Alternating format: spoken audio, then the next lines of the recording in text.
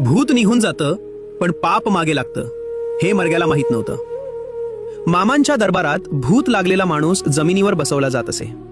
सभोवती रिंगण काढलं जाई आणि काही वेळातच भूत थरथरत म्हणायचं, जातो जातो।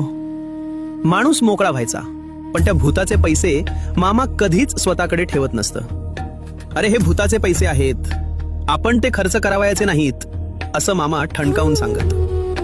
अशाच प्रकारे जमा झाले 120 रुपये। ते पैसे पोचवण्याची जबाबदारी होती गडदग्याच्या मर्ग्यागड्यावर। पैसेमुळे महाराजांपर्यंत पोचले। महाराजांनी त्यातून 6 आणे माझ्या खुळ्या बाळू धनगरला दे असे सांगितले होते। मर्ग्याने ते पैसे डोक्यावरील पटक्यात बांधले आणि वाटेतच लोभाने अंध झाला।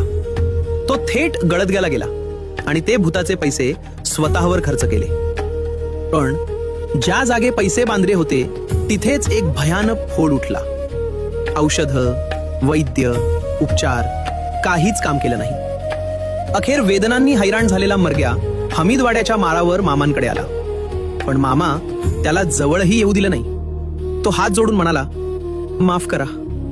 मामा शांत पण कठोर शब्दात म्हणाले, आज्ञाभंगाला माफी नसते, तुझं तू सोस। क्षणातच मर्ग्याला हाकलून लावलं गेलं।